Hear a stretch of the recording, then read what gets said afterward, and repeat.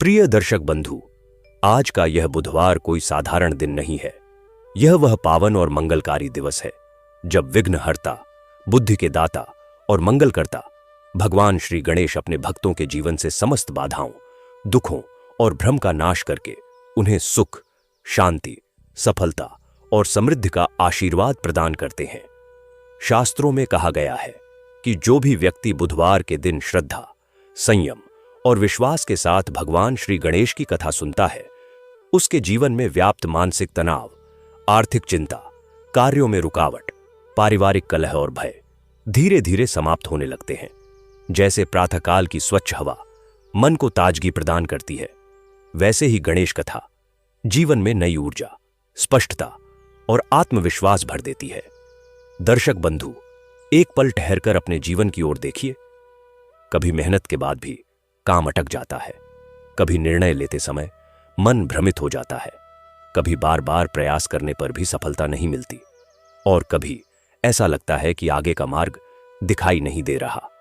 लेकिन आज जब आप इस पावन बुधवार को भगवान श्री गणेश की कथा सुनने बैठे हैं, तो ऐसा प्रतीत होता है मानो उनकी दिव्य कृपा आपके जीवन में प्रवेश कर रही हो।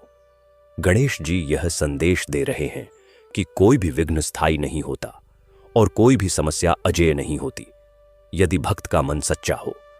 भगवान श्री गणेश केवल विघ्नहर्ता ही नहीं है, वे बुद्धि के दाता हैं, वे विवेक के मार्गदर्शक हैं, वे वह शक्ति है जो उलझे हुए रास्तों को सरल बना देती है और निराश मन में आशा का दीप जला देती है। यही कारण है कि आज की यह कथा केवल सुनने की कथा नहीं है, यह विघ्न नाश और जीवन सुधार की साधना बन सकती है। यह कथा सिखाती है कि जहां गणेश जी की कृपा होती है, वहां असफलता टिक नहीं पाती, वहां भय टिक नहीं पाता और वहां जीवन स्वयं संवरने लगता है। कई बार मनुष्य भीतर से प्रश्न करता है, मेरे कार्य बार बार क्यों रुक जाते हैं?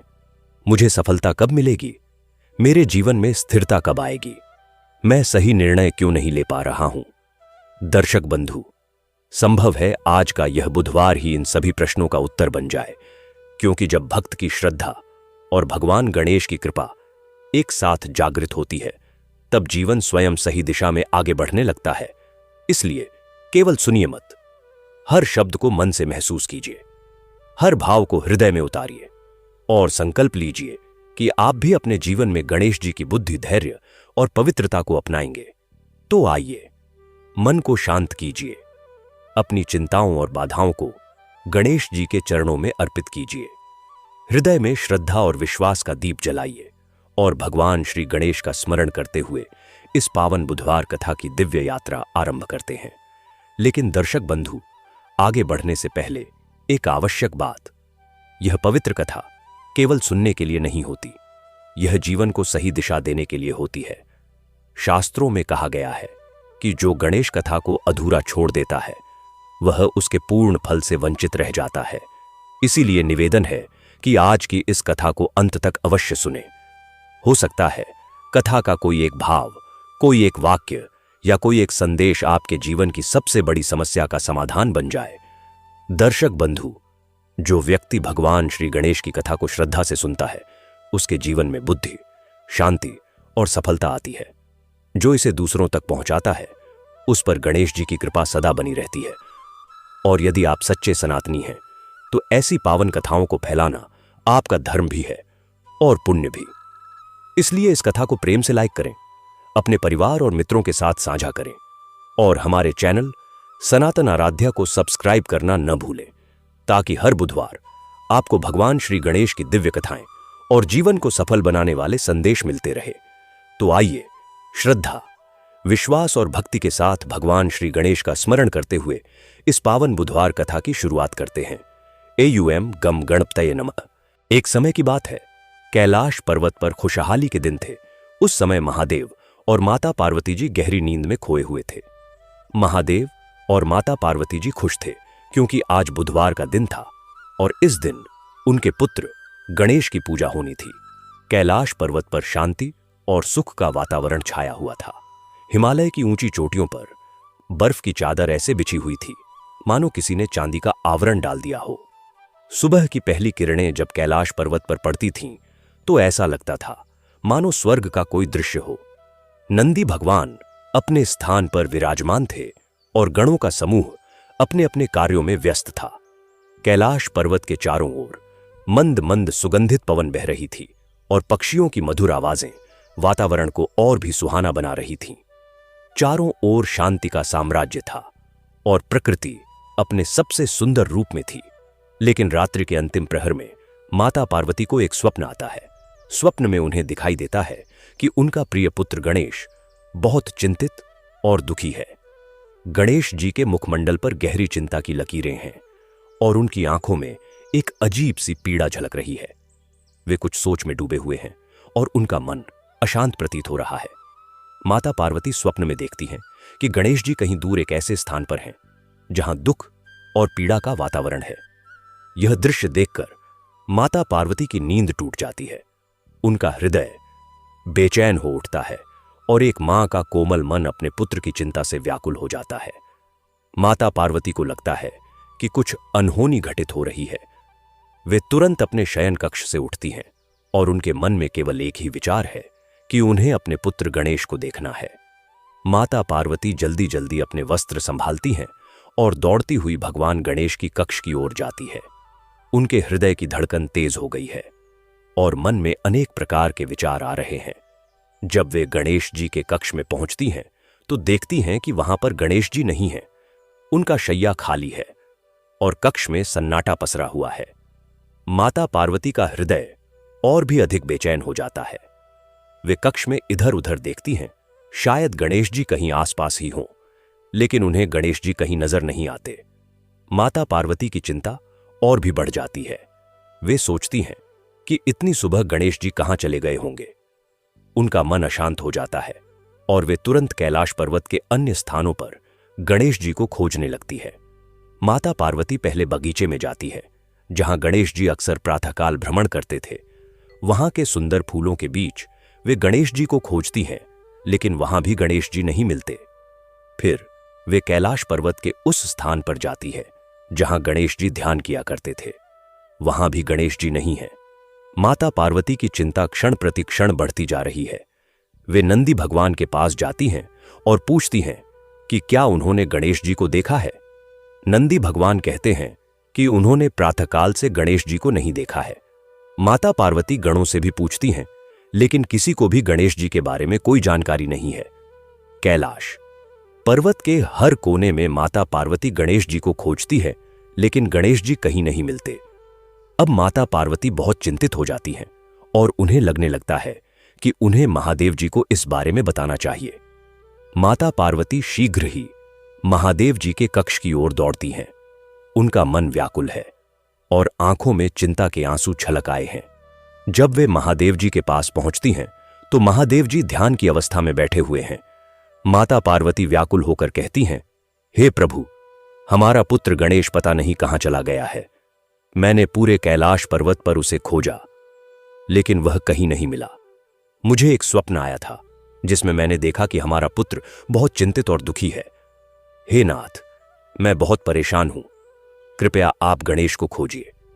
माता पार्वती के स्वर में पीड़ा और चिंता साफ झलक रही थी। उनके हाथ कांप रहे थे और पूरा शरीर व्याकुलता से भर गया था। एक मां का हृदय अपने पुत्र के वियोग में कैसा व्यथित हो जाता है, यह माता पार्वती के चेहरे पर साफ दिखाई दे रहा था। यह बात सुनकर भोलेनाथ भी थोड़े चिंतित हो जाते हैं। वे अपनी ध्यान की अवस्था से बाहर आते हैं और माता पार्वती की ओर देखते हैं।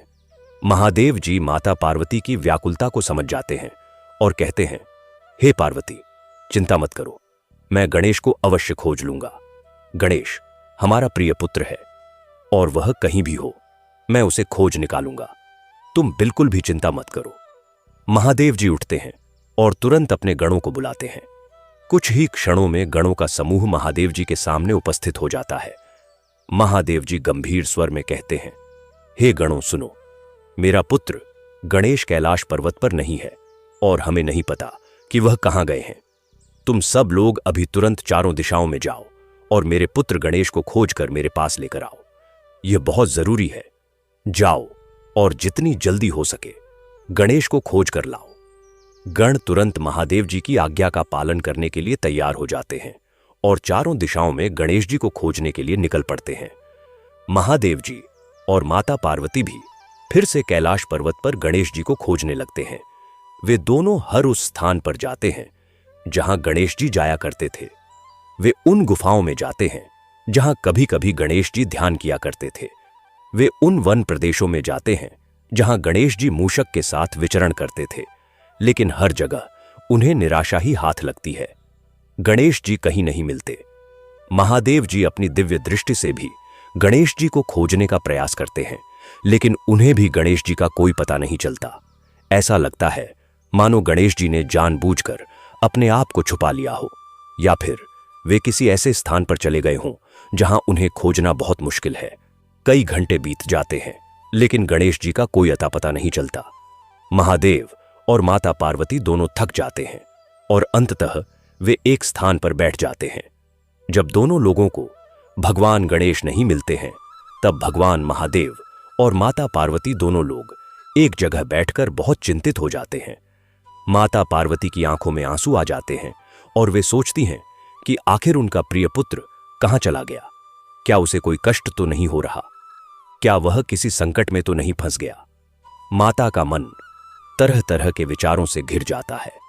महादेव जी भी चिंतित हैं, लेकिन वे धैर्य बनाए रखते हैं। वे जानते हैं कि गणेश जी कोई साधारण बालक नहीं है, बल्कि वे स्वयं विघ्नहर्ता हैं और उन्हें कोई भी कष्ट नहीं हो सकता। फिर भी एक पिता का हृदय अपने पुत्र के लिए चिंतित हो जाता है। दोनों चुपचाप बैठे हुए सोच रहे हैं कि आखिर गणेश जी कहां चले गए होंगे। तभी वहां पर गणों का समूह भी वापस आ जाता है। गण भी थके हारे और निराश दिखाई दे रहे हैं। उनके चेहरे पर स्पष्ट है कि उन्हें भी गणेश जी नहीं मिले हैं। महादेव जी उनकी ओर देखते हैं और पूछते हैं, क्या खबर लाए हो? क्या तुम लोगों को गणेश मिले? गण अपने सिर झुकाते हुए कहते हैं, प्रभु, हमें बहुत खेद है कि हम गणेश जी को नहीं खोज पाए। हमने चारों दिशाओं में उन्हें खोजा। हम पूर्व दिशा में हिमालय के दूसरे पर्वतों तक गए। हम पश्चिम दिशा में दूर दूर तक गए। हम उत्तर और दक्षिण दिशा में भी खोज कर आए, लेकिन हमें भगवान गणेश का कोई पता नहीं मिला कि वह कहां है। हमने हर उस स्थान पर खोजा जहां गणेश जी जा सकते थे, लेकिन वे कहीं नहीं मिले। प्रभु, हम बहुत लज्जित हैं कि हम आपकी आज्ञा का पूर्ण रूप से पालन नहीं कर पाए। यह सुनकर माता पार्वती रोने लगती है। उनके नेत्रों से अश्रुधारा बहने लगती है। माता का हृदय पुत्र वियोग की पीड़ा से व्याकुल हो जाता है। वे हाथ जोड़कर प्रार्थना करने लगती हैं कि हे जगत के पालनहार, हे सृष्टि के रचयिता, मेरे पुत्र को सुरक्षित रखना। जहां भी वह हो, उसकी रक्षा करना। माता पार्वती का रुदन देखकर पूरे कैलाश पर्वत पर एक उदासी छा जाती है। गण भी अपने स्थान पर खड़े होकर माता पार्वती की पीड़ा को देख रहे हैं और उनका मन भी दुखी हो जाता है। भोलेनाथ माता पार्वती के पास जाते हैं और उन्हें सांत्वना देते हुए कहते हैं, हे प्रिय, रो मत, गणेश को कुछ नहीं होगा। वह हमारा पुत्र है और वह जहां भी होगा सुरक्षित और सही सलामत होगा। तुम्हें विश्वास रखना चाहिए। गणेश विघ्नहर्ता है और वह अपनी रक्षा स्वयं कर सकता है। हो सकता है वह किसी महत्वपूर्ण कार्य से कहीं गया हो। हमें धैर्य रखना चाहिए और प्रतीक्षा करनी चाहिए। वह अवश्य वापस आएगा। भोलेनाथ के सांत्वना भरे शब्दों से माता पार्वती को थोड़ा धैर्य मिलता है, लेकिन उनका मन अभी भी बेचैन है। वे अपने आंसू पोंछती हैं और सोचती हैं कि शायद भोलेनाथ सही कह रहे हैं। गणेश जी कोई साधारण बालक नहीं है और उन्हें कोई कष्ट नहीं हो सकता। फिर भी एक मां का हृदय अपने पुत्र के लिए चिंतित रहता ही है। दोनों चुपचाप बैठे हुए प्रतीक्षा कर रहे हैं कि शायद गणेश जी वापस आ जाएं।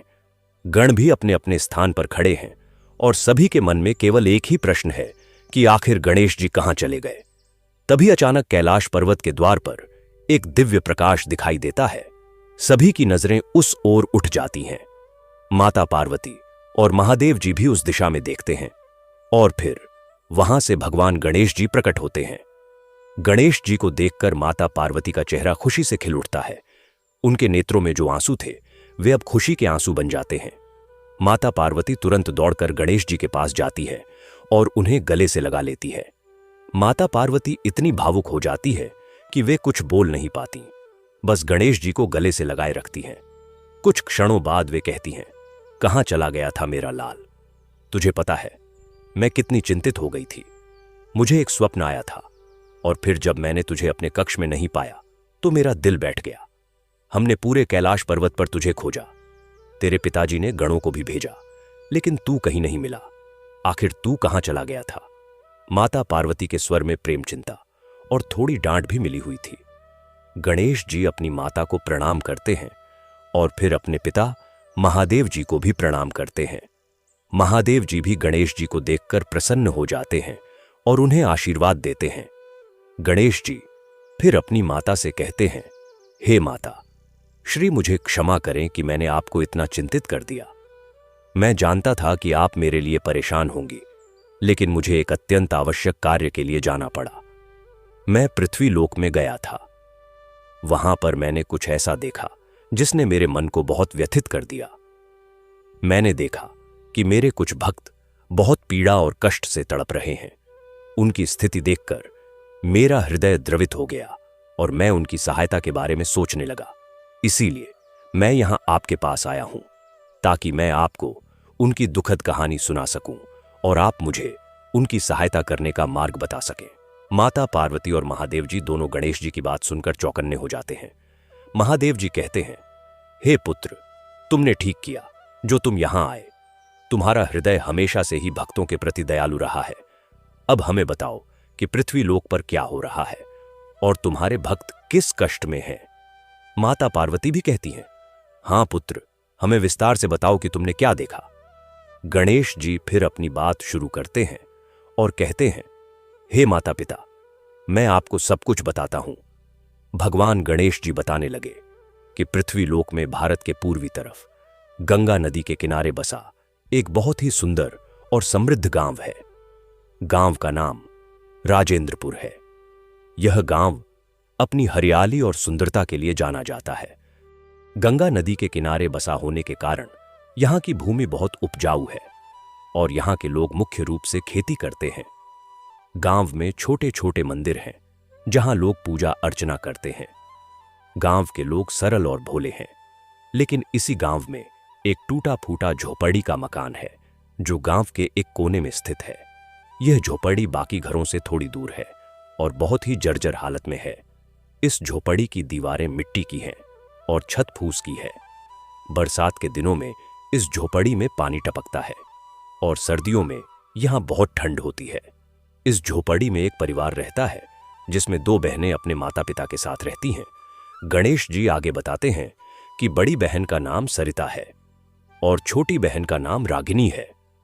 उनके पिता का नाम सोहन दास है, जो कि एक गरीब किसान और मजदूर हैं। सोहन दास के पास बहुत थोड़ी सी जमीन है जिसमें वे खेती करते हैं, लेकिन वह जमीन इतनी छोटी है कि उससे पूरे परिवार का भरण पोषण नहीं हो पाता। इसलिए सोहन दास दूसरों के खेतों में जाकर मजदूरी करते हैं। वे सुबह से शाम तक कड़ी मेहनत करते हैं। कभी वे खेतों में हल चलाते हैं तो कभी फसल काटते हैं। कभी कभी वे निर्माण कार्य में भी मजदूरी करते हैं। इतनी मेहनत करने के बाद भी उन्हें बहुत कम मजदूरी मिलती है, जिससे किसी तरह परिवार का गुजारा होता है। सोहन दास बहुत ही सीधे साधे और ईमानदार इंसान हैं। वे किसी से झूठ नहीं बोलते और हमेशा अपनी मेहनत की कमाई से ही परिवार का पालन पोषण करते हैं।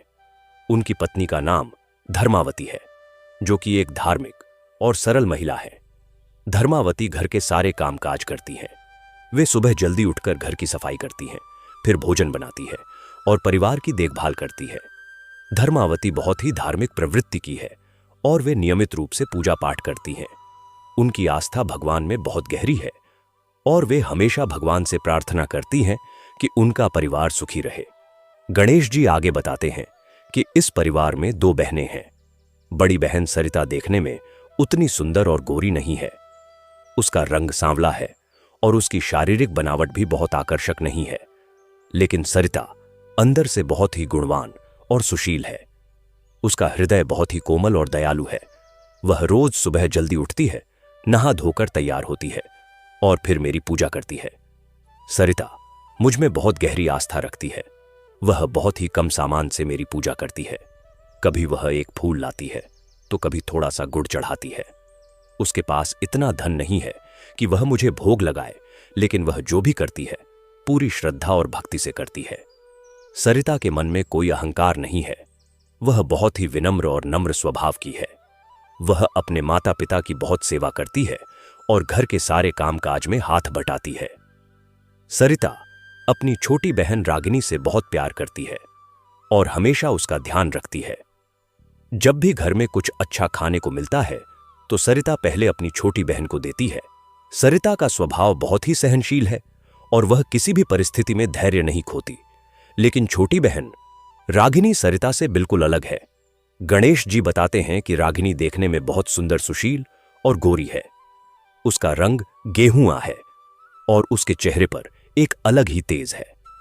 उसकी आंखें बड़ी बड़ी हैं और बाल घने और लंबे हैं।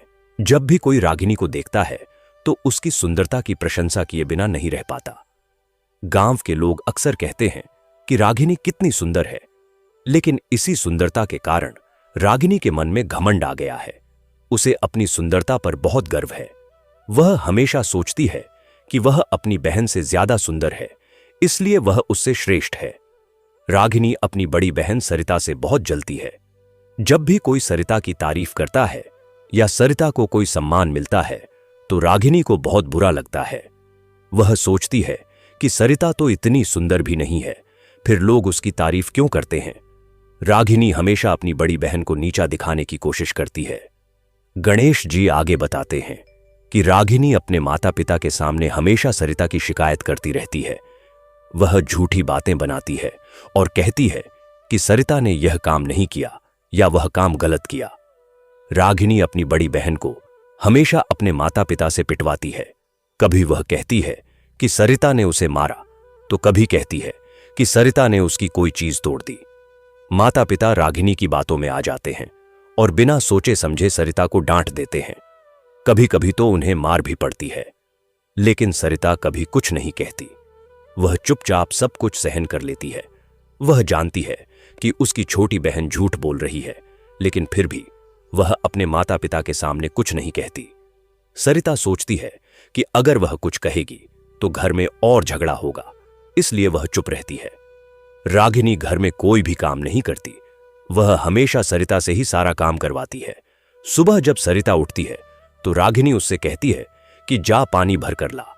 फिर वह कहती है कि जा चूल्हा जला। फिर कहती है कि मेरे लिए खाना बना। सरिता बिना कुछ कहे सारे काम करती है।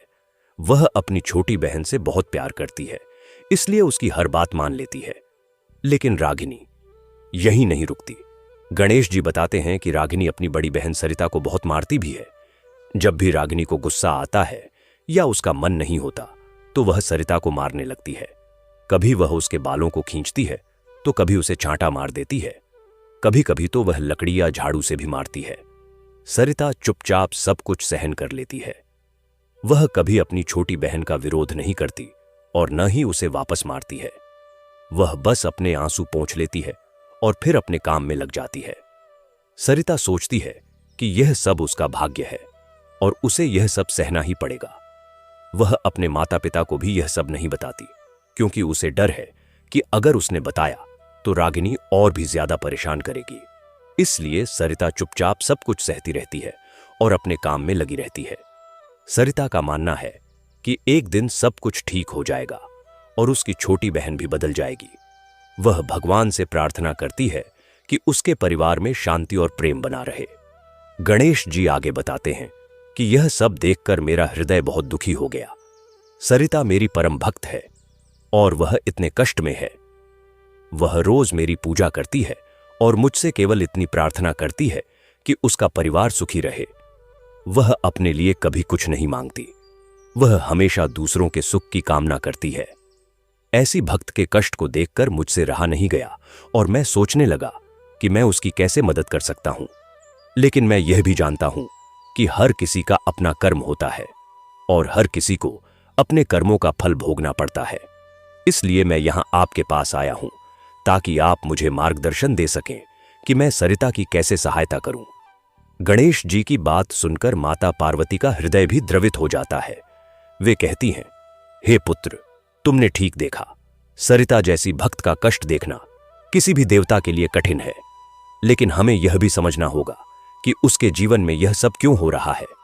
हो सकता है कि यह उसके पिछले जन्म के कर्मों का फल हो या फिर यह उसकी परीक्षा हो। लेकिन एक बात तो तय है कि सरिता का हृदय बहुत शुद्ध है और उसकी भक्ति सच्ची है, इसलिए हमें उसकी सहायता अवश्य करनी चाहिए। महादेव जी भी कहते हैं, हां पार्वती, तुम सही कह रही हो। गणेश, तुम्हारा हृदय बहुत कोमल है और तुम अपने भक्तों के प्रति बहुत दयालु हो। यह तुम्हारा गुण है, लेकिन हमें यह भी देखना होगा कि हम किस प्रकार सरिता की सहायता कर सकते हैं बिना उसके कर्म में हस्तक्षेप किए। हमें ऐसा उपाय खोजना होगा जिससे सरिता को उसके कष्टों से मुक्ति मिल सके और साथ ही उसकी बहन रागिनी को भी सही रास्ता मिल सके। तीनों देवता कुछ देर तक विचार करते हैं। फिर माता पार्वती कहती हैं, मेरे मन में एक विचार आ रहा है। हमें सरिता के जीवन की पूरी कहानी जाननी चाहिए। उसके जीवन में आगे क्या होने वाला है यह भी देखना चाहिए। तभी हम समझ पाएंगे कि हम उसकी सहायता कैसे कर सकते हैं। महादेव जी सहमत होते हैं और कहते हैं, हां पार्वती, तुम सही कह रही हो। गणेश, तुम पृथ्वी लोक पर वापस जाओ और सरिता के जीवन को और गहराई से देखो। देखो कि उसके जीवन में आगे क्या होता है। फिर तुम यहां वापस आओ और हमें बताओ। तब हम मिलकर एक योजना बनाएंगे कि हम सरिता की कैसे सहायता कर सकते हैं। गणेश जी अपने माता पिता को प्रणाम करते हैं और कहते हैं, जैसी आपकी आज्ञा। मैं अभी पृथ्वी लोक पर जाता हूं और सरिता के जीवन को गहराई से देखता हूं। मैं जल्द ही वापस आऊंगा और आपको सब कुछ बताऊंगा। यह कहकर गणेश जी फिर से पृथ्वीलोक की ओर प्रस्थान करते हैं। गणेश जी पृथ्वीलोक पर पहुंचते हैं और अदृश्य रूप में सरिता के जीवन को देखने लगते हैं। वे देखते हैं कि सरिता का जीवन कितना कठिन है। सुबह से शाम तक वह काम करती रहती है। वह खेतों में जाकर अपने पिता की मदद करती है, फिर घर आकर घर के सारे काम करती है। वह खाना बनाती है, कपड़े धोती है, घर की सफाई करती है और हर वह काम करती है जो घर में करना जरूरी होता है। लेकिन इतना सब करने के बाद भी उसे कभी कोई सराहना नहीं मिलती। उसके माता पिता तो उसके काम को सामान्य मानते हैं और उसकी छोटी बहन रागिनी तो हमेशा उसे ताने देती रहती है। रागिनी कहती है कि सरिता तो बस काम करने के लिए ही बनी है, उसे और कुछ आता ही नहीं। वह इतनी बदसूरत है कि कोई उससे शादी भी नहीं करेगा। ऐसी बातें सुनकर सरिता का दिल टूट जाता है, लेकिन वह कुछ नहीं कहती और चुपचाप अपना काम करती रहती है। गणेश जी आगे देखते हैं कि सरिता के जीवन में एक नया मोड़ आता है। गांव में दोनों बहनों की शादी की बात चलने लगती है। सोहनदास और धर्मावती सोचते हैं कि अब दोनों बेटियां बड़ी हो गई हैं और उनकी शादी कर देनी चाहिए। वे गांव के लोगों से बात करते हैं और दोनों बेटियों के लिए वर खोजने लगते हैं। रागिनी बहुत खुश हो जाती है कि उसकी शादी होने वाली है। वह सोचती है कि अब वह एक अच्छे घर में जाएगी और वहां उसे बहुत सम्मान मिलेगा। लेकिन सरिता के मन में कुछ और ही विचार चल रहे हैं। वह सोचती है कि शादी के बाद उसका जीवन कैसा होगा, क्या उसे वहां भी इतने कष्ट उठाने पड़ेंगे। लेकिन वह भगवान पर भरोसा रखती है और सोचती है कि जो भी होगा अच्छे के लिए होगा। कुछ महीनों बाद दोनों बहनों के लिए वर मिल जाते हैं। रागिनी के लिए एक धनी व्यापारी का बेटा मिलता है जो शहर में रहता है। उसका नाम रमेश है और वह अपने पिता के व्यापार में हाथ बटाता है। रमेश का परिवार बहुत धनी है और उनके पास बहुत संपत्ति है। जब रमेश के परिवार वाले रागिनी को देखते हैं तो वे उसकी सुंदरता पर मोहित हो जाते हैं और तुरंत शादी के लिए हां कर देते हैं। रागिनी बहुत खुश हो जाती है कि उसकी शादी इतने अच्छे घर में हो रही है। वह सोचती है कि अब उसका जीवन बहुत सुखमय होगा। दूसरी ओर सरिता के लिए एक गरीब किसान का बेटा मिलता है जो उसी गांव के पास के एक छोटे से गांव में रहता है। उसका नाम रामू है और वह अपने पिता के साथ खेती करता है। रामू का परिवार बहुत गरीब है और उनके पास बहुत कम जमीन है, लेकिन रामू बहुत ही मेहनती और ईमानदार युवक है। जब रामू के परिवार वाले सरिता को देखते हैं तो वे उसके स्वभाव और गुणों से प्रभावित हो जाते हैं।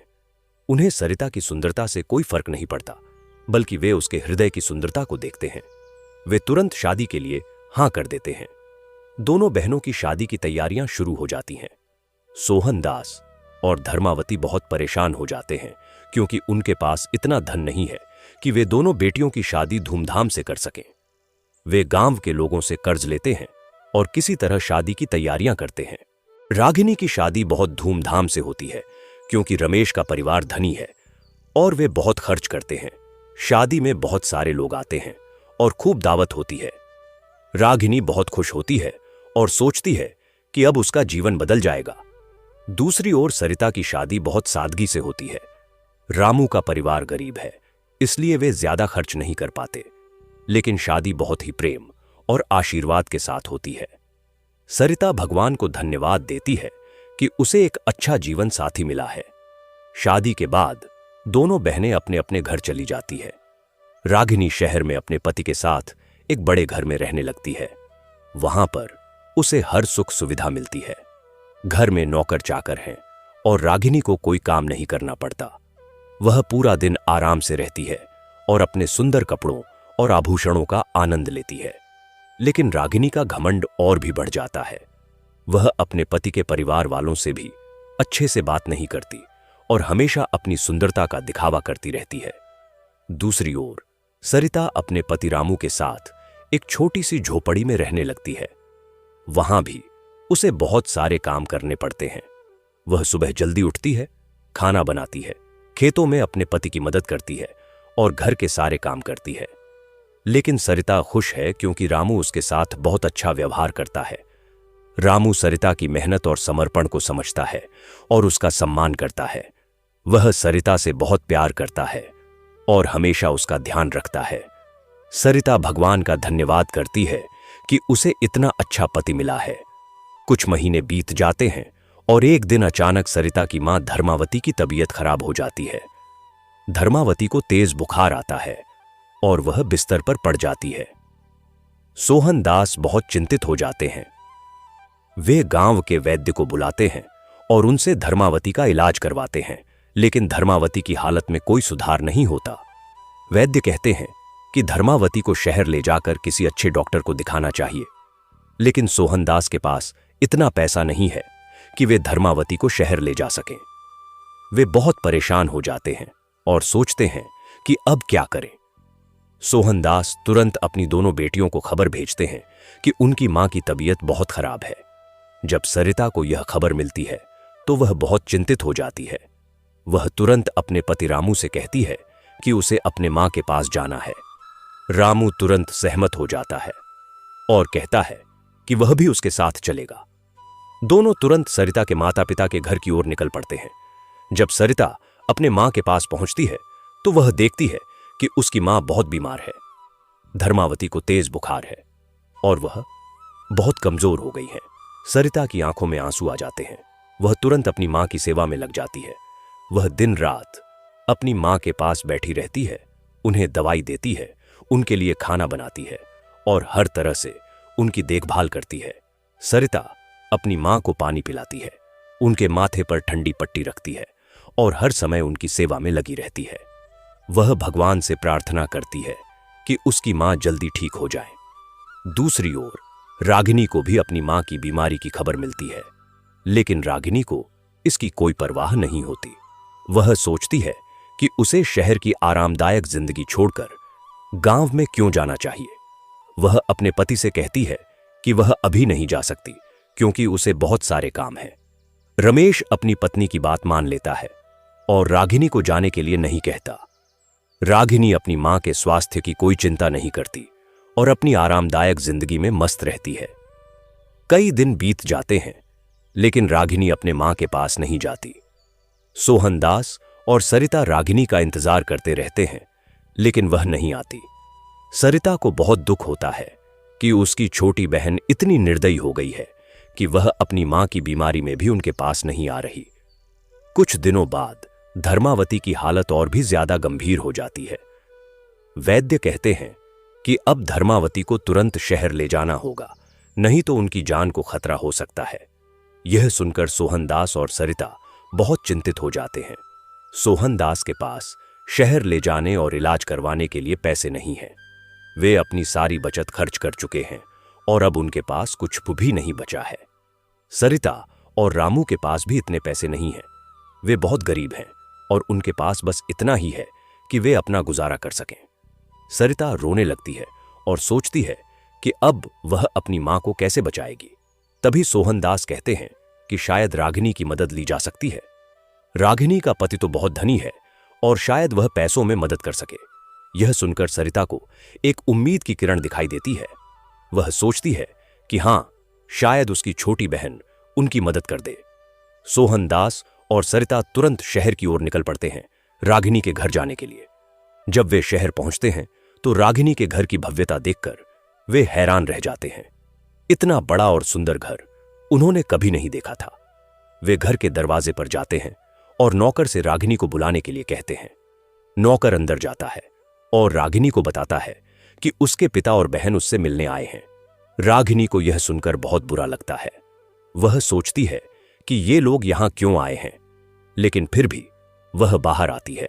जब सोहनदास और सरिता रागिनी को देखते हैं तो वे देखते हैं कि रागिनी बहुत महंगे कपड़े पहने हुए है और उसने बहुत सारे आभूषण पहने हुए हैं। रागिनी उन्हें देखकर कहती है, क्या बात है, आप लोग यहां कैसे आ गए? सोहनदास कहते हैं, बेटी, तुम्हारी मां की तबीयत बहुत खराब है और हमें उन्हें इलाज के लिए शहर लाना है, लेकिन हमारे पास पैसे नहीं हैं। क्या तुम हमारी मदद कर सकती हो? सरिता भी हाथ जोड़कर कहती है, हां बहन, कृपया हमारी मदद कर दे। मां की हालत बहुत गंभीर है। लेकिन रागिनी उनकी बात सुनकर मुंह बना लेती है। वह कहती है, मेरे पास इतने पैसे नहीं हैं कि मैं तुम लोगों को दे सकूं। मुझे भी बहुत सारे खर्चे हैं। मुझे नए कपड़े चाहिए, नए आभूषण चाहिए। मैं तुम लोगों को पैसे नहीं दे सकती। यह सुनकर सोहनदास और सरिता स्तब्ध रह जाते हैं। सोहनदास कहते हैं, लेकिन बेटी, यह तो तुम्हारी मां की जान का सवाल है। अगर हमने उन्हें इलाज नहीं करवाया तो वे बच नहीं पाएंगी। रागिनी कठोरता से कहती है, तो मैं क्या करूं? मैं अपने पैसे क्यों खर्च करूं? आप लोग किसी और से मदद मांगो, मुझसे मत मांगो। यह कहकर रागिनी अंदर चली जाती है और दरवाजा बंद कर देती है। सोहनदास और सरिता वहीं खड़े रह जाते हैं। उन्हें विश्वास नहीं होता कि रागिनी इतनी निर्दयी हो सकती है। सरिता की आंखों से आंसू बहने लगते हैं। वह सोचती है कि उसकी छोटी बहन, जिसे उसने इतना प्यार दिया, उसने उनके सबसे मुश्किल समय में उनका साथ नहीं दिया। सोहनदास भी बहुत दुखी हो जाते हैं और कहते हैं, चलो बेटी, हमें अब यहां से जाना चाहिए। हम किसी और तरीके से पैसों का इंतजाम करेंगे। सोहनदास और सरिता निराश होकर वापस गांव लौट आते हैं। उन्हें समझ नहीं आता कि अब वे क्या करें। धर्मावती की हालत दिन प्रतिदिन बिगड़ती जा रही है। सरिता रात दिन अपनी मां की सेवा करती है, लेकिन उनकी हालत में कोई सुधार नहीं होता।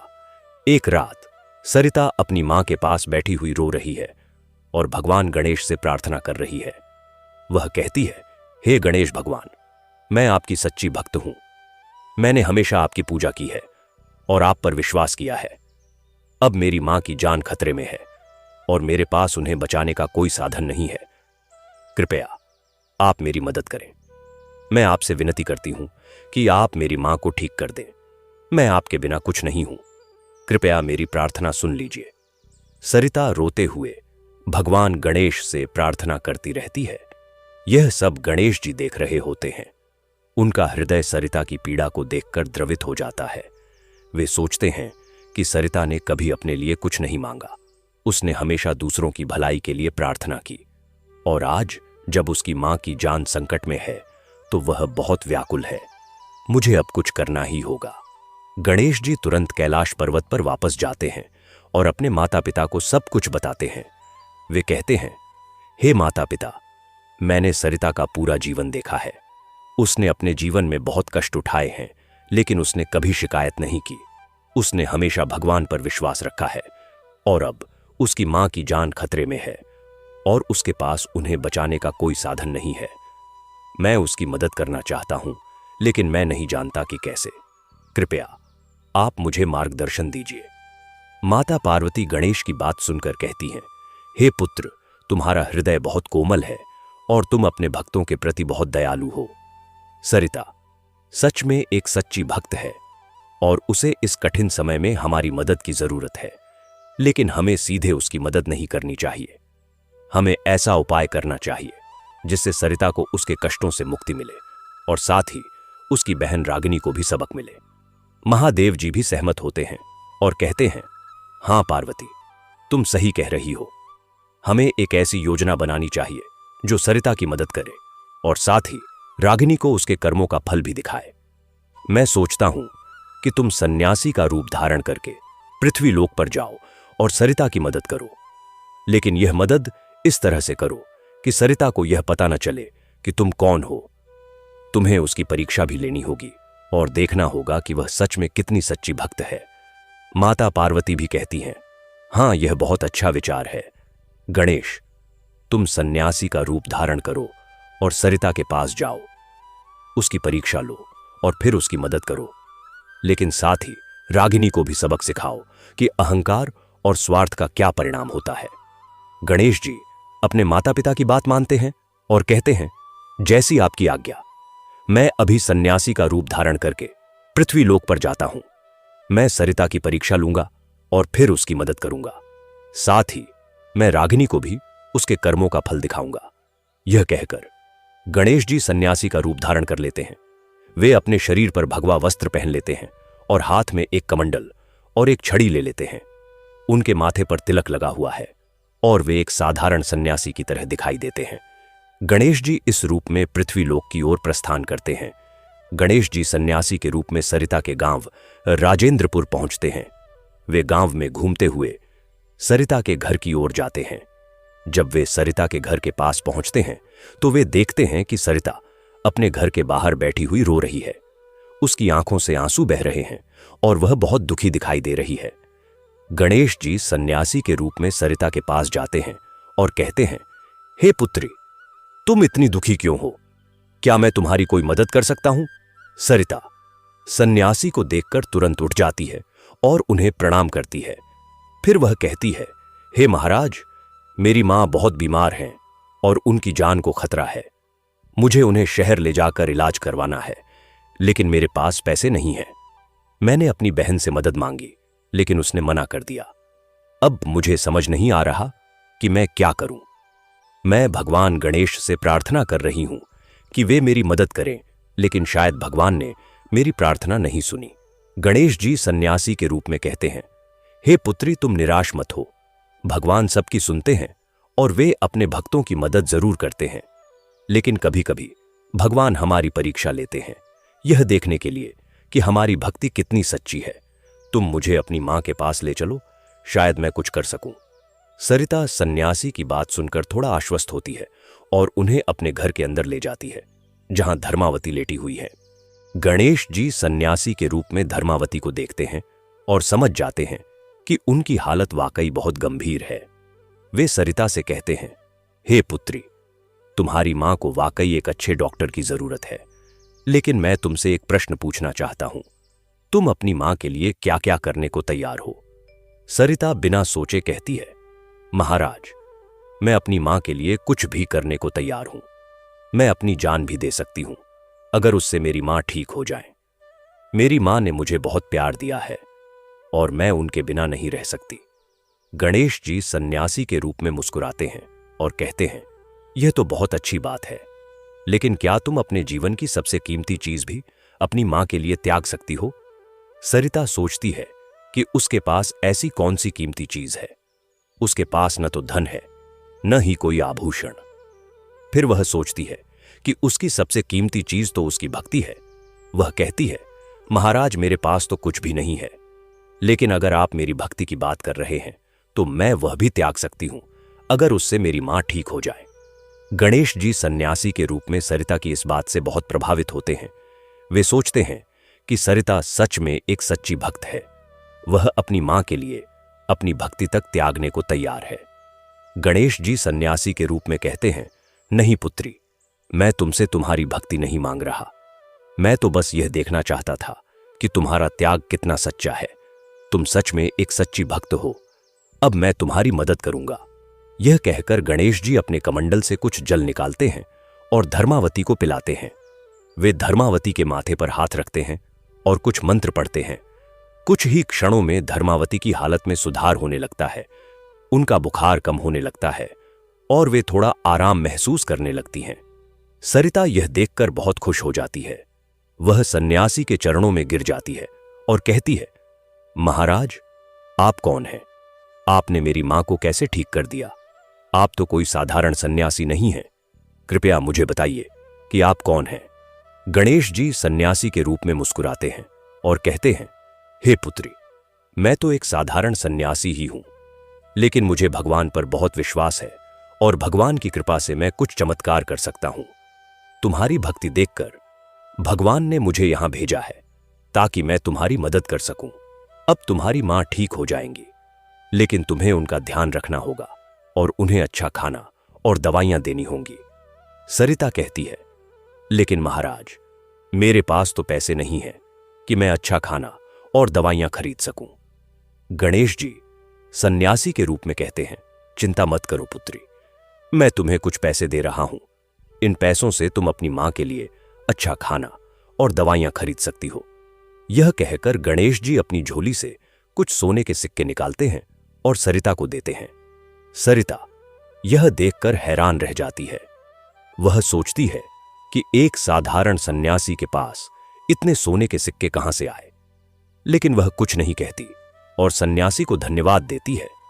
गणेश जी सन्यासी के रूप में कहते हैं, अब मैं चलता हूं पुत्री, लेकिन याद रखना कि भगवान हमेशा अपने सच्चे भक्तों का ध्यान रखते हैं। तुम हमेशा भगवान पर विश्वास रखना और अच्छे कर्म करती रहना। यह कहकर गणेश जी वहां से चले जाते हैं। सरिता उन्हें जाते हुए देखती रहती है और सोचती है कि यह सन्यासी कोई साधारण इंसान नहीं थे, शायद वे कोई देवता थे जो उसकी मदद करने आए थे। सरिता भगवान गणेश को धन्यवाद देती है और सोचती है कि भगवान ने उसकी प्रार्थना सुन ली है।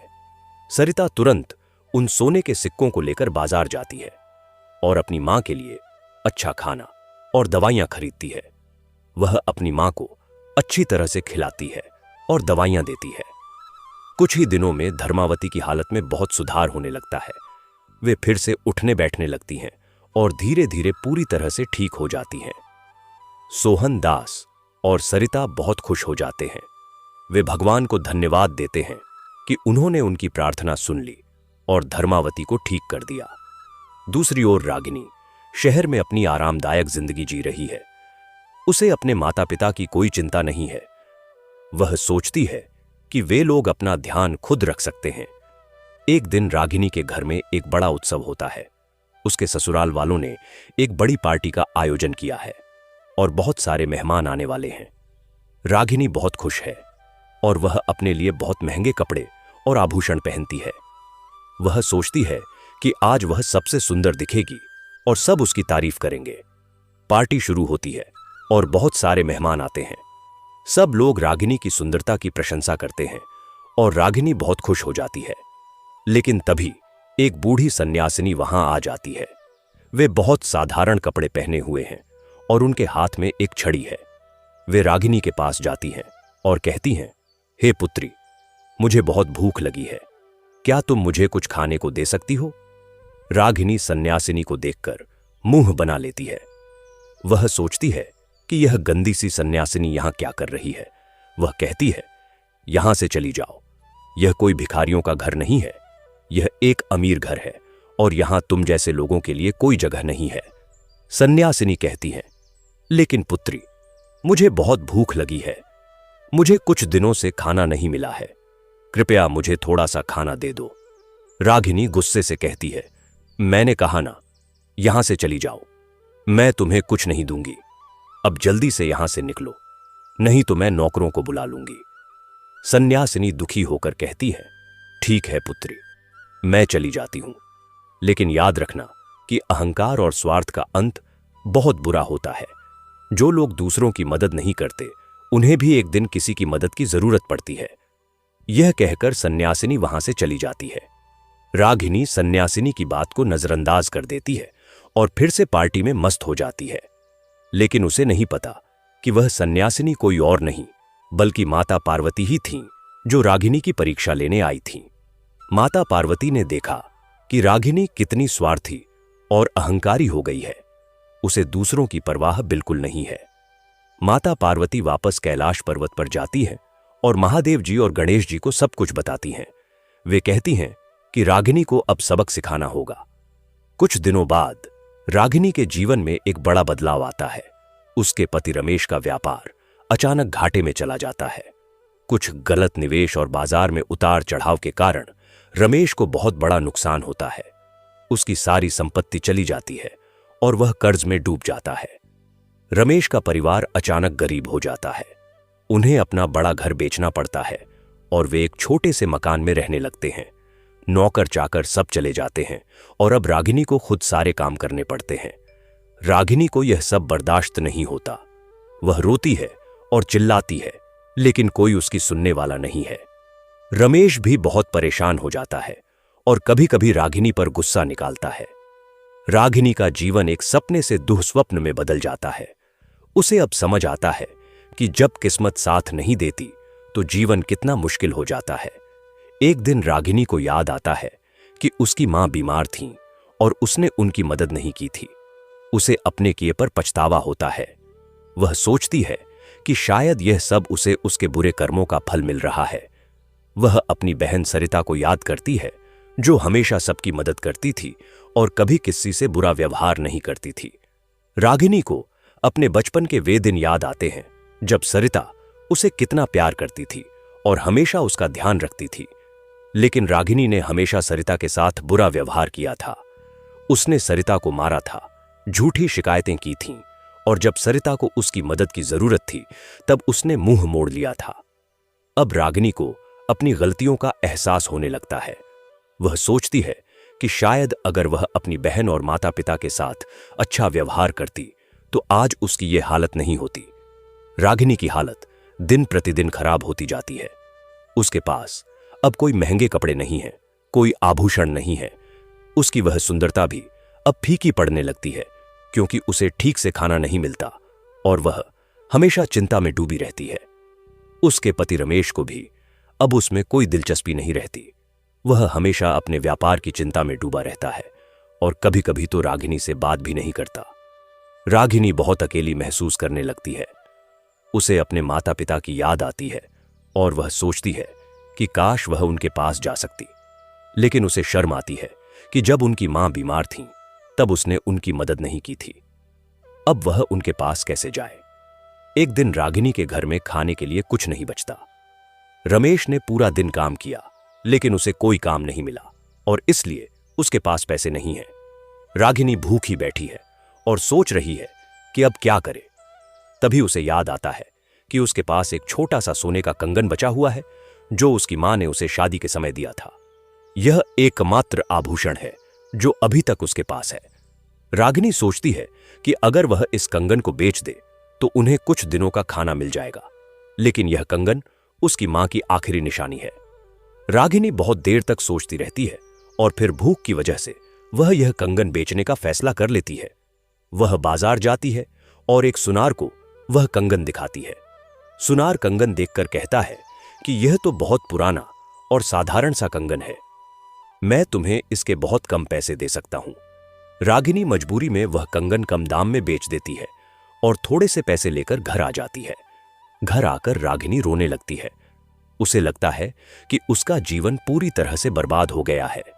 वह अपनी मां की दी हुई आखिरी निशानी भी बेच चुकी है। अब उसके पास कुछ भी नहीं बचा है। रागिनी सोचती है कि काश वह समय से अपनी गलतियां समझ जाती। काश वह अपनी बहन सरिता की तरह होती, जो हमेशा दूसरों की मदद करती थी और सबके साथ अच्छा व्यवहार करती थी। रागिनी को अब समझ आता है कि सुंदरता और धन से ज्यादा जरूरी है अच्छा स्वभाव और दूसरों के प्रति दयालुता। लेकिन अब बहुत देर हो चुकी है। रागिनी अपने भाग्य को कोसती रहती है और रोती रहती है। दूसरी ओर सरिता का जीवन धीरे धीरे बेहतर होता जा रहा है। उसकी मां धर्मावती पूरी तरह से ठीक हो चुकी है और अब वे फिर से घर के कामकाज करने लगी है। सरिता और उसके पति रामू मेहनत से काम करते हैं। रामू खेतों में काम करता है और सरिता घर का काम संभालती है। दोनों मिलकर अपनी छोटी सी जमीन पर अच्छी फसल उगाते हैं। भगवान की कृपा से उनकी फसल बहुत अच्छी होती है और उन्हें अच्छा मुनाफा होता है। सरिता भगवान गणेश को हमेशा धन्यवाद देती है और रोज उनकी पूजा करती है। वह कभी नहीं भूलती कि उस सन्यासी ने उसकी कैसे मदद की थी जब उसकी मां बीमार थी। सरिता अपने दिल में जानती है कि वह कोई साधारण सन्यासी नहीं थे, बल्कि खुद भगवान गणेश थे जो उसकी मदद करने आए थे। समय बीतता जाता है और सरिता का जीवन और भी बेहतर होता जाता है। उसके और रामू के घर में एक बेटे का जन्म होता है। सरिता बहुत खुश होती है और वह अपने बेटे का नाम गणेश रखती है, अपने इष्ट देव के नाम पर। छोटा गणेश बहुत प्यारा और स्वस्थ बच्चा है। सरिता उसे बहुत प्यार से पालती है और उसे अच्छे संस्कार देती है। वह अपने बेटे को भगवान की भक्ति करना सिखाती है और यह भी सिखाती है कि हमेशा दूसरों की मदद करनी चाहिए। सरिता का परिवार छोटा है लेकिन बहुत खुश है। उनके पास बहुत ज्यादा धन नहीं है, लेकिन उनके पास एक दूसरे का प्यार और भगवान का आशीर्वाद है। एक दिन सरिता अपने माता पिता के घर जाती है अपने बेटे को दिखाने। सोहन दास और धर्मावती अपने पोते को देखकर बहुत खुश होते हैं। वे छोटे गणेश को गोद में लेते हैं और उसे आशीर्वाद देते हैं। सरिता अपने माता पिता से पूछती है कि रागिनी का क्या हाल है, क्या वह कभी आती है मिलने? धर्मावती दुख से कहती है, नहीं बेटी, रागिनी तो शादी के बाद से कभी नहीं आई। उसने एक बार भी हमारा हाल चाल नहीं पूछा, पता नहीं वह कैसी है। सरिता को अपनी छोटी बहन के लिए बहुत दुख होता है। वह सोचती है कि चाहे रागिनी ने उसके साथ कितना भी बुरा व्यवहार किया हो, लेकिन वह उसकी बहन है और वह उससे प्यार करती है। सरिता अपने माता पिता से कहती है कि वह एक बार रागिनी से मिलने जाएगी और देखेगी कि वह कैसी है। कुछ दिनों बाद सरिता शहर जाती है रागिनी से मिलने।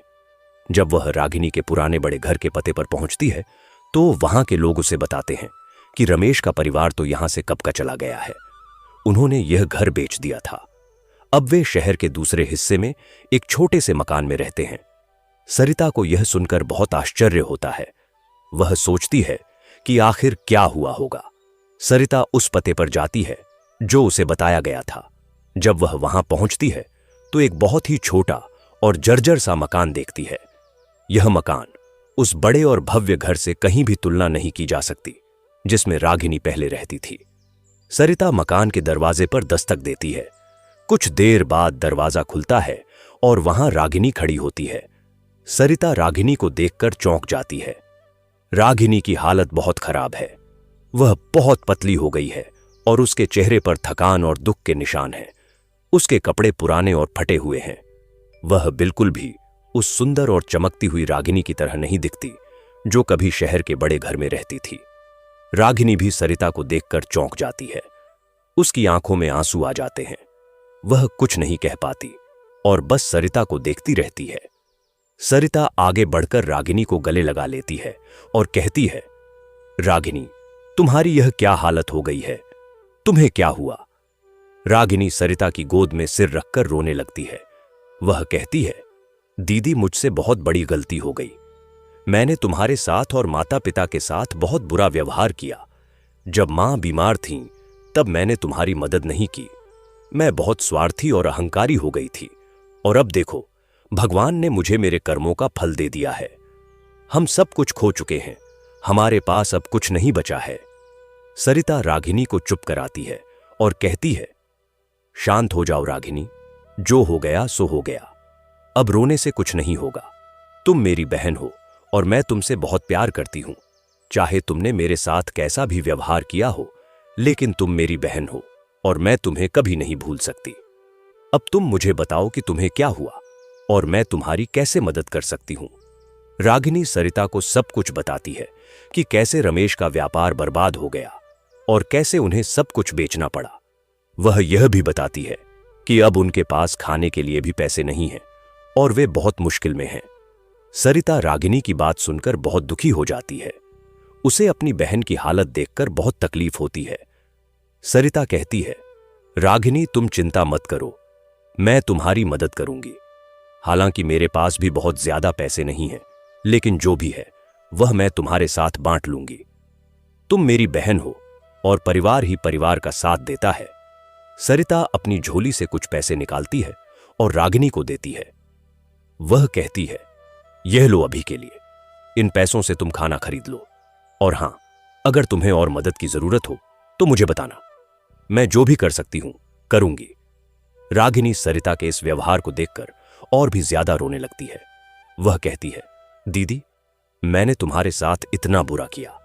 मैंने तुम्हें मारा, तुम्हारी झूठी शिकायतें की और तुम्हें हमेशा परेशान किया। और जब तुम्हें मेरी मदद की जरूरत थी तब मैंने तुम्हारी मदद नहीं की, फिर भी तुम मेरी मदद कर रही हो। मैं तुम्हारे इस एहसान को कभी नहीं भूल सकती। सरिता मुस्कुराती है और कहती है, रागिनी, तुम मेरी बहन हो। बहनों के बीच एहसान की कोई बात नहीं होती। हम एक परिवार हैं और परिवार में सब एक दूसरे का ख्याल रखते हैं। अब तुम अतीत को भूल जाओ और आगे की सोचो। भगवान पर विश्वास रखो और अच्छे कर्म करो, सब कुछ ठीक हो जाएगा। सरिता की बातें सुनकर रागिनी को थोड़ी तसल्ली मिलती है। वह सोचती है कि उसकी बहन कितनी अच्छी है। उसने कभी रागिनी के बुरे व्यवहार का बदला नहीं लिया, बल्कि हमेशा उसे प्यार दिया। रागिनी को अब अपनी गलतियों का पूरा एहसास हो जाता है। वह मन ही मन संकल्प लेती है कि अब से वह अपने जीवन को बदलेगी। वह अहंकार और स्वार्थ को त्याग देगी और दूसरों के प्रति दयालु बनेगी। वह अपनी बहन सरिता की तरह बनने की कोशिश करेगी। सरिता रागिनी के घर में कुछ देर रुकती है और रागिनी को हिम्मत देती है। फिर वह वहां से जाने लगती है। जाते समय वह कहती है, रागिनी, तुम माता पिता के पास चलो, वे तुम्हें बहुत याद करते हैं। मां की तबीयत अब ठीक है और वे तुम्हें देखना चाहती हैं। रागिनी कहती है, लेकिन दीदी, मुझे शर्म आती है। जब मां बीमार थीं तब मैंने उनकी मदद नहीं की थी, अब मैं उनके सामने कैसे जाऊं? सरिता कहती है, माता पिता का दिल बहुत बड़ा होता है रागिनी, वे अपने बच्चों को हमेशा माफ कर देते हैं। तुम बस एक बार उनके पास चलो और उनसे माफी मांग लो, वे तुम्हें जरूर माफ कर देंगे। यह कहकर सरिता वहां से चली जाती है। रागिनी सरिता के जाने के बाद बहुत देर तक सोचती रहती है। वह सोचती है कि क्या वह सच में अपने माता पिता के पास जा सकती है? क्या वे उसे माफ कर देंगे? आखिरकार कुछ दिनों बाद रागिनी अपने पति रमेश को समझाती है कि उन्हें गांव जाकर उसके माता पिता से मिलना चाहिए। रमेश पहले तो मना करता है, लेकिन फिर रागिनी के बार बार कहने पर वह मान जाता है। दोनों गांव की ओर निकल पड़ते हैं। जब वे गांव पहुंचते हैं तो रागिनी का दिल बहुत तेज धड़कने लगता है। उसे डर लगता है कि माता पिता उससे क्या कहेंगे। वे अपने माता पिता के घर के सामने पहुंचते हैं और रागिनी दरवाजे पर दस्तक देती है। दरवाजा धर्मावती खोलती है और जब वे रागिनी को देखती हैं तो उनकी आंखों में खुशी के आंसू आ जाते हैं। वे रागिनी को गले लगा लेती हैं और कहती हैं, आ गई मेरी बेटी, मैं कब से तुझे याद कर रही थी। रागिनी अपनी मां की गोद में सिर रखकर रोने लगती है और कहती है, मां, मुझे माफ कर दो, मुझसे बहुत बड़ी गलती हो गई। जब तुम बीमार थीं तब मैं तुम्हारे पास नहीं आई। मैं बहुत बुरी बेटी हूं, कृपया मुझे माफ कर दो। धर्मावती रागिनी के सिर पर हाथ फेरती है और कहती है, बेटी, माता पिता अपने बच्चों को हमेशा माफ कर देते हैं। तू मेरी बेटी है और मैं तुझसे बहुत प्यार करती हूं। जो हो गया सो हो गया। अब तू यहीं रह और अपने माता पिता की सेवा कर, भगवान सब ठीक कर देंगे। सोहन दास भी आते हैं और रागिनी को आशीर्वाद देते हैं। वे कहते हैं, बेटी, तुम चिंता मत करो, यहां तुम्हारा ही घर है, तुम यहां रहो और हम सब मिलकर अपने कठिन समय को पार करेंगे। रागिनी को अपने माता पिता का यह प्यार और स्नेह देखकर बहुत अच्छा लगता है। उसे लगता है कि भगवान ने उसे एक नया मौका दिया है अपने जीवन को सुधारने का। वह मन ही मन भगवान को धन्यवाद देती है और संकल्प लेती है कि अब से वह अपने माता पिता की अच्छी तरह से सेवा करेगी और एक अच्छी इंसान बनेगी। रागिनी और रमेश गांव में ही रहने लगते हैं। रागिनी अब अपनी बहन सरिता की तरह घर के सारे काम करती है। वह सुबह जल्दी उठती है, खाना बनाती है, घर की सफाई करती है और अपने माता पिता की सेवा करती है। रमेश भी खेतों में काम करने लगता है। वह सरिता के पति रामू के साथ मिलकर खेती करता है। दोनों परिवार साथ मिलकर रहते हैं और एक दूसरे की मदद करते हैं। रागिनी को अब अपने अहंकार और स्वार्थ का एहसास हो गया है। वह समझ गई है कि सुंदरता और धन से ज्यादा महत्वपूर्ण है अच्छा स्वभाव और दूसरों के प्रति दयालुता। वह अब सरिता के साथ मिलकर भगवान गणेश की पूजा करती है। पहले तो वह सिर्फ दिखावे के लिए पूजा करती थी, लेकिन अब उसकी भक्ति सच्ची हो गई है। वह भगवान से प्रार्थना करती है कि भगवान उसे हमेशा सही रास्ते पर चलने की शक्ति दे। कुछ महीने बीत जाते हैं और रागिनी का जीवन धीरे धीरे बदलने लगता है। उसका स्वभाव अब पहले जैसा नहीं रहा। वह अब सबके साथ अच्छे से बात करती है और किसी के साथ बुरा व्यवहार नहीं करती।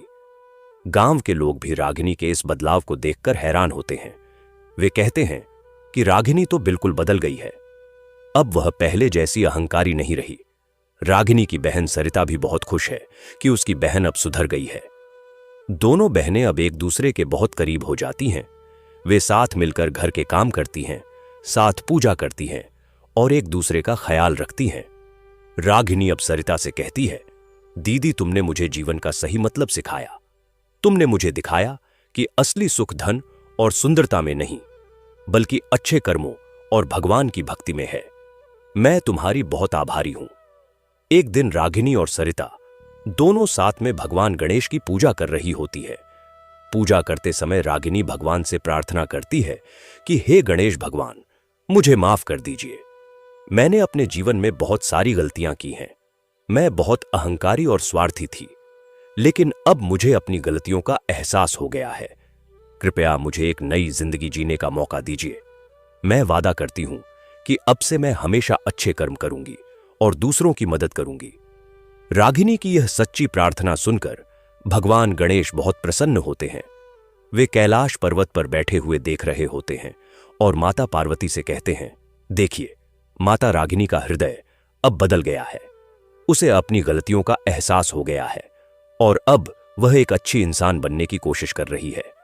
माता पार्वती भी मुस्कुराती हैं और कहती हैं, हां पुत्र, यह सच है। रागिनी को उसके कर्मों का फल मिल गया और अब उसने सबक सीख लिया है। अब हमें उसकी मदद करनी चाहिए। महादेव जी भी सहमत होते हैं और कहते हैं, हां, जो व्यक्ति अपनी गलतियों को स्वीकार करता है और सुधरने की कोशिश करता है, उसे भगवान जरूर मदद करते हैं। भगवान गणेश फिर से सन्यासी का रूप धारण करते हैं और पृथ्वी लोक पर आते हैं। इस बार वे सीधे गांव राजेंद्रपुर में आते हैं, जहां सरिता और रागिनी दोनों रह रही हैं। वे एक दिन सुबह के समय गांव में आते हैं और लोगों से भिक्षा मांगने लगते हैं। जब वे सरिता और रागिनी के घर के सामने से गुजरते हैं तो सरिता उन्हें देख लेती है। सरिता को लगता है कि यह सन्यासी वही है जो पहले उसकी मां की बीमारी के समय आए थे। वह तुरंत बाहर आती है और सन्यासी को प्रणाम करती है। वह कहती है, महाराज, आप फिर से आए हैं। कृपया हमारे घर में आइए और हमें अपने दर्शन दीजिए। सन्यासी मुस्कुराते हैं और घर के अंदर आ जाते हैं। रागिनी भी बाहर आती है और सन्यासी को देखकर प्रणाम करती है। गणेश जी सन्यासी के रूप में दोनों बहनों को देखते हैं और बहुत प्रसन्न होते हैं। वे देखते हैं कि अब दोनों बहनें साथ मिलकर रह रही हैं और एक दूसरे का ख्याल रख रही हैं। सरिता और रागिनी दोनों सन्यासी के लिए खाना लाती हैं और उन्हें बड़े प्यार से परोसती है। सन्यासी भोजन करते हैं और फिर दोनों बहनों को आशीर्वाद देते हैं। वे कहते हैं, हे पुत्रियों, तुम दोनों बहुत भाग्यशाली हो। तुम दोनों ने जीवन के कठिन समय को पार किया है और अब तुम्हारा जीवन सुखमय होगा। सरिता, तुमने हमेशा भगवान पर विश्वास रखा और कभी अपनी भक्ति नहीं छोड़ी। तुम्हारी सच्ची भक्ति ने तुम्हें हर मुश्किल से बाहर निकाला। और रागिनी, तुमने अपनी गलतियों को स्वीकार किया और सुधरने की कोशिश की। यह बहुत बड़ी बात है।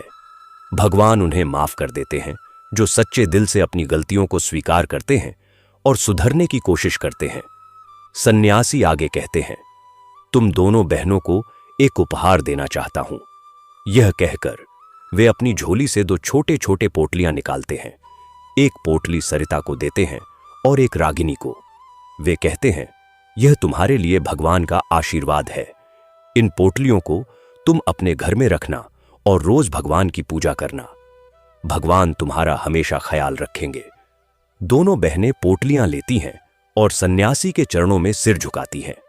सन्यासी उन्हें आशीर्वाद देते हैं और फिर वहां से चले जाते हैं। जब दोनों बहनें पोटलियां खोलती हैं तो उनमें सोने के सिक्के होते हैं। सरिता और रागिनी दोनों हैरान हो जाती हैं। वे सोचती हैं कि यह सन्यासी कोई साधारण इंसान नहीं है। रागिनी कहती है, दीदी, मुझे लगता है यह भगवान गणेश ही थे जो हमें आशीर्वाद देने आए थे। सरिता मुस्कुराती है और कहती है, हां रागिनी, मुझे भी यही लगता है। भगवान हमेशा अपने भक्तों का ध्यान रखते हैं। उन सोने के सिक्कों से सरिता और रागिनी दोनों परिवार अपनी स्थिति सुधारते हैं। रामू और रमेश दोनों मिलकर एक छोटा सा व्यापार शुरू करते हैं। वे गांव में एक दुकान खोलते हैं जहां वे खेती के सामान और रोजमर्रा की चीजें बेचते हैं। धीरे धीरे उनका व्यापार अच्छा चलने लगता है और उन्हें अच्छा मुनाफा होने लगता है। दोनों परिवार अब अच्छे से रहने लगते हैं। उनके पास पहले जैसा बहुत ज्यादा धन तो नहीं है, लेकिन उनके पास इतना जरूर है कि वे अच्छे से रह सकें और अपने बच्चों को अच्छी शिक्षा दे सकें। सरिता और रागिनी दोनों रोज मिलकर भगवान गणेश की पूजा करती हैं और उन्हें धन्यवाद देती हैं। समय बीतता जाता है और दोनों बहनों के परिवार में खुशहाली आ जाती है।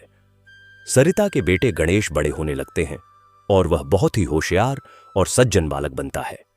रागिनी के भी एक बेटी होती है जिसका नाम वे पार्वती रखते हैं।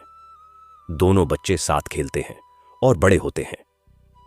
सरिता और रागिनी उन्हें अच्छे संस्कार देती हैं और उन्हें सिखाती हैं कि हमेशा भगवान पर विश्वास रखना चाहिए और दूसरों की मदद करनी चाहिए। दोनों बहनें अब एक दूसरे के बहुत करीब हैं। उनके बीच कोई ईर्ष्या या द्वेष नहीं है। वे एक दूसरे से बहुत प्यार करती हैं और हमेशा एक दूसरे का साथ देती हैं। एक दिन गांव में एक बड़ा उत्सव होता है। गणेश चतुर्थी का त्योहार है और पूरे गांव में भगवान गणेश की पूजा हो रही है। सरिता और रागिनी दोनों मिलकर अपने घर में एक बड़ी पूजा का आयोजन करती हैं। वे भगवान गणेश की एक सुंदर मूर्ति स्थापित करती हैं और पूरे विधि विधान से पूजा करती है। पूजा में गांव के बहुत सारे लोग आते हैं। सब लोग भगवान गणेश की आरती करते हैं और उनसे आशीर्वाद मांगते हैं। पूजा के बाद सरिता और रागिनी सबको प्रसाद बांटती है। सब लोग दोनों बहनों की तारीफ करते हैं और कहते हैं कि तुम दोनों बहुत भाग्यशाली हो। तुमने जीवन के कठिन समय को पार किया और अब तुम्हारे घर में खुशहाली है। यह सब भगवान गणेश की कृपा है। पूजा के बाद जब सब लोग चले जाते हैं तो सरिता और रागिनी दोनों भगवान गणेश की मूर्ति के सामने बैठती हैं। रागिनी कहती है, दीदी मैं भगवान गणेश की बहुत आभारी हूं। उन्होंने मुझे मेरी गलतियों से सबक सिखाया और फिर मुझे एक नया जीवन दिया। मैं कभी नहीं भूलूंगी कि जब मैं मुसीबत में थी तब तुमने और भगवान ने मेरा साथ दिया। सरिता मुस्कुराती है और कहती है, रागिनी भगवान सबका ख्याल रखते हैं। बस हमें उन पर विश्वास रखना चाहिए और अच्छे कर्म करने चाहिए। तुमने अपनी गलतियों को स्वीकार किया और सुधरने की कोशिश की। यही भगवान को सबसे ज्यादा पसंद है। अब हम दोनों साथ हैं और हमेशा साथ रहेंगे। हम एक दूसरे का ख्याल रखेंगे और अपने बच्चों को अच्छे संस्कार देंगे। उसी रात दोनों बहनों को एक साथ एक ही स्वप्न आता है। स्वप्न में वे देखती हैं कि भगवान गणेश उनके सामने प्रकट होते हैं। भगवान गणेश अपने असली रूप में हैं। उनके 4 हाथ हैं और उनकी सूंड है। वे बहुत ही दिव्य और तेजस्वी दिखाई दे रहे हैं। भगवान गणेश दोनों बहनों को आशीर्वाद देते हैं और कहते हैं, हे पुत्रियों, मैं तुम दोनों से बहुत प्रसन्न हूं। सरिता, तुमने हमेशा मुझ पर विश्वास रखा और कभी अपनी भक्ति नहीं छोड़ी। तुमने जीवन के हर कठिन समय में धैर्य रखा और दूसरों की मदद की। तुम्हारी यह सच्ची भक्ति और त्याग मुझे बहुत पसंद है। और रागिनी, तुमने अपनी गलतियों को स्वीकार किया और सच्चे दिल से सुधरने की कोशिश की। तुम्हारा यह परिवर्तन बहुत सराहनीय है। मैं तुम दोनों को आशीर्वाद देता हूं कि तुम्हारे जीवन में हमेशा सुख शांति और समृद्धि रहे। तुम्हारे बच्चे स्वस्थ और समझदार बने और तुम दोनों हमेशा एक दूसरे का साथ दो। याद रखना कि जीवन में धन और सुंदरता से ज्यादा महत्वपूर्ण है अच्छा स्वभाव, भक्ति और दूसरों के प्रति दयालुता।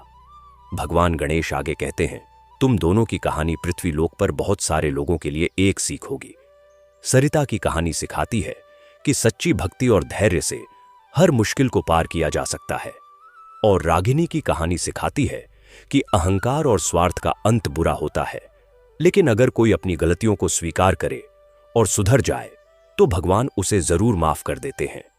तुम दोनों हमेशा अच्छे कर्म करती रहना और दूसरों की मदद करती रहना। मेरा आशीर्वाद हमेशा तुम्हारे साथ रहेगा। यह कहकर भगवान गणेश अंतर ध्यान हो जाते हैं। सुबह जब दोनों बहनों की नींद खुलती है तो वे एक दूसरे को देखती हैं। रागिनी कहती है, दीदी, क्या तुमने भी वही स्वप्न देखा जो मैंने देखा? सरिता मुस्कुराती है और कहती है, हां रागिनी, मैंने भी वही स्वप्न देखा। भगवान गणेश ने हमें दर्शन दिए और आशीर्वाद दिया। यह बहुत ही शुभ संकेत है। दोनों बहनें तुरंत उठती हैं और भगवान गणेश की पूजा करती हैं। वे भगवान को धन्यवाद देती हैं और प्रार्थना करती हैं कि भगवान हमेशा उनका मार्गदर्शन करते रहे। इस घटना के बाद दोनों बहनों का जीवन और भी अच्छा होता जाता है। उनका व्यापार बहुत अच्छा चलने लगता है और वे गांव के सम्मानित लोगों में गिने जाने लगते हैं।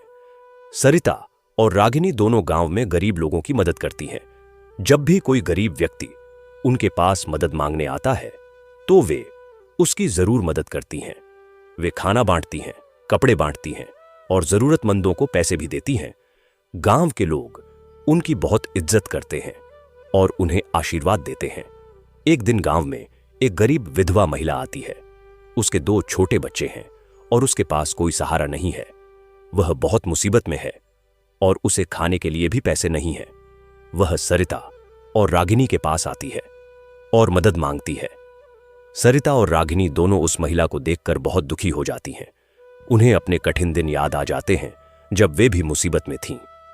सरिता कहती है, बहन चिंता मत करो, हम तुम्हारी मदद करेंगे। वे उस महिला को खाना देती है, कपड़े देती हैं और कुछ पैसे भी देती हैं।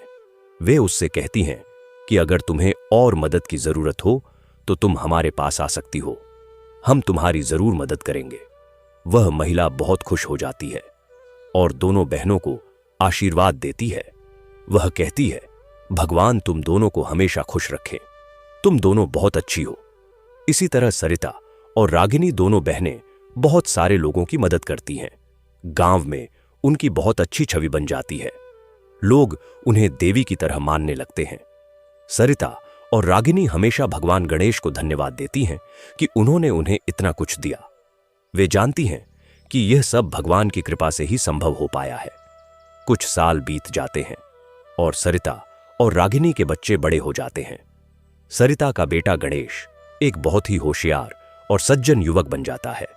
वह अपनी पढ़ाई पूरी करता है और फिर गांव में ही एक स्कूल खोलता है जहां वह गरीब बच्चों को मुफ्त में शिक्षा देता है। रागिनी की बेटी पार्वती भी बहुत ही सुंदर और गुणवान युवती बन जाती है। वह भी पढ़ाई करती है और फिर गांव की महिलाओं को सिलाई और कढ़ाई सिखाने लगती है ताकि वे अपना खुद का रोजगार कर सकें। दोनों बच्चे अपनी माताओं से सीखे हुए संस्कारों को अपने जीवन में उतारते हैं। वे भी दूसरों की मदद करते हैं और भगवान की भक्ति करते हैं। सरिता और रागिनी अपने बच्चों को देखकर बहुत खुश होती हैं। वे सोचती हैं कि भगवान ने उन्हें सब कुछ दिया है, एक अच्छा परिवार, अच्छे बच्चे और एक खुशहाल जीवन। वे हमेशा भगवान का धन्यवाद करती हैं। दोनों बहनें अब बूढ़ी हो गई हैं, लेकिन उनके बीच का प्यार और स्नेह उतना ही है जितना पहले था। वे एक दूसरे का बहुत ख्याल रखती हैं और हमेशा साथ रहती हैं। एक दिन गणेश चतुर्थी के अवसर पर फिर से पूरे गांव में बड़ा उत्सव होता है। सरिता और रागिनी दोनों मिलकर अपने घर में एक भव्य पूजा का आयोजन करती है। इस बार पूजा में पूरे गांव के लोग आते हैं। सब लोग भगवान गणेश की पूजा करते हैं और उनसे आशीर्वाद मांगते हैं। पूजा के बाद सरिता सबको संबोधित करती है। वह कहती है, भाइयों और बहनों, मैं आज आप सबको अपनी जीवन की कहानी सुनाना चाहती हूं। मेरा जीवन बहुत कठिन रहा है। मैंने बहुत सारे कष्ट उठाए हैं, लेकिन मैंने कभी भगवान पर से विश्वास नहीं खोया। मैंने हमेशा भगवान गणेश की भक्ति की और धैर्य रखा, और देखिए, भगवान ने मेरी सारी मुश्किलों को दूर कर दिया। आज मेरे पास सब कुछ है, एक अच्छा परिवार, अच्छे बच्चे और एक खुशहाल जीवन। यह सब भगवान की कृपा से ही संभव हो पाया है। रागिनी भी आगे आती है और कहती है, हाँ भाइयों और बहनों, सरिता दीदी सही कह रही हैं। मैं भी आप सबको अपनी कहानी बताना चाहती हूं। मैं बचपन से बहुत अहंकारी और स्वार्थी थी। मुझे अपनी सुंदरता पर बहुत घमंड था। मैंने अपनी बहन और अपने माता पिता के साथ बहुत बुरा व्यवहार किया, और जब मुझे उनकी मदद करनी चाहिए थी तब मैंने मुंह मोड़ लिया। लेकिन भगवान ने मुझे मेरे कर्मों का फल दिया। मैं सब कुछ खो बैठी, लेकिन फिर मेरी बहन ने मेरी मदद की।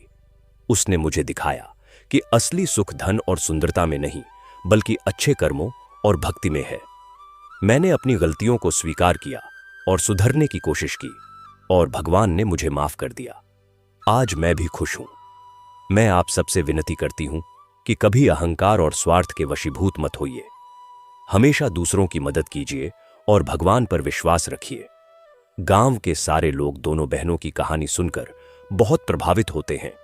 कुछ लोगों की आंखों में आंसू आ जाते हैं। सब लोग दोनों बहनों को आशीर्वाद देते हैं और कहते हैं कि तुम दोनों बहुत महान हो। तुमने अपने जीवन से हम सबको बहुत कुछ सिखाया है। भगवान तुम्हें हमेशा खुश रखे। उस रात जब पूजा खत्म हो जाती है और सब लोग चले जाते हैं तो सरिता और रागिनी दोनों भगवान गणेश की मूर्ति के सामने बैठती हैं। वे दोनों भगवान को प्रणाम करती हैं और धन्यवाद देती हैं। सरिता कहती है, हे गणेश भगवान, आपने हमें बहुत कुछ दिया। आपने हमें कठिन समय में सहारा दिया। आपने हमें सही रास्ता दिखाया। हम आपके सदा आभारी रहेंगे। रागिनी भी कहती है, हे भगवान, आपने मुझ जैसी पापी को भी माफ कर दिया। आपने मुझे एक नया जीवन दिया। मैं वादा करती हूं कि मैं हमेशा अच्छे कर्म करूंगी और आपकी भक्ति करूंगी। तभी अचानक भगवान गणेश की मूर्ति से एक दिव्य प्रकाश निकलता है। दोनों बहनें यह देखकर हैरान रह जाती हैं। फिर उस प्रकाश से भगवान गणेश प्रकट होते हैं। वे अपने असली रूप में हैं और बहुत ही तेजस्वी दिखाई दे रहे हैं। दोनों बहनें तुरंत भगवान के चरणों में गिर जाती हैं। भगवान गणेश मुस्कुराते हैं और कहते हैं, हे पुत्रियों, उठो। मैं तुम दोनों से बहुत प्रसन्न हूं। तुम दोनों ने जीवन के कठिन समय में धैर्य रखा और अच्छे कर्म किए। सरिता, तुमने कभी अपनी भक्ति नहीं छोड़ी और हमेशा दूसरों की मदद की। तुम्हारा यह त्याग और समर्पण अद्भुत है। और रागिनी, तुमने अपनी गलतियों को स्वीकार किया और सच्चे दिल से सुधरने की कोशिश की। तुम्हारा यह परिवर्तन बहुत सराहनीय है। मैं तुम दोनों को आशीर्वाद देता हूं कि तुम्हारे जीवन में हमेशा सुख शांति और समृद्धि बनी रहे। तुम्हारे बच्चे और उनकी आने वाली पीढ़ियां भी सुखी रहे। और तुम दोनों की यह कहानी पृथ्वी लोक पर सदियों तक याद रखी जाएगी और लोग इससे सीख लेंगे। भगवान गणेश आगे कहते हैं, तुम दोनों ने मुझे दिखाया कि सच्ची भक्ति क्या होती है और सच्चा पश्चाताप क्या होता है। सरिता, तुम्हारी भक्ति इतनी सच्ची थी कि तुमने अपनी मां के लिए अपनी भक्ति तक त्यागने को तैयार थी। यह त्याग की पराकाष्ठा है। और रागिनी, तुमने अपने अहंकार को त्याग दिया और विनम्र बन गई। यह बहुत बड़ी बात है। अहंकार को त्यागना सबसे कठिन है, लेकिन तुमने यह कर दिखाया। मैं तुम दोनों को विशेष आशीर्वाद देता हूं। तुम दोनों को मेरी कृपा हमेशा मिलती रहेगी। जब भी तुम्हें किसी मुश्किल का सामना करना पड़ेगा, तुम बस मुझे याद करना और मैं तुम्हारी मदद के लिए आ जाऊंगा। यह कथा यहीं पर समाप्त होती है। तो प्रिय दर्शन बंधु, यह कथा आपको कैसी लगी कमेंट में जरूर बताएं और हमारे चैनल सनातन आराध्या को सब्सक्राइब करना ना भूलें। धन्यवाद।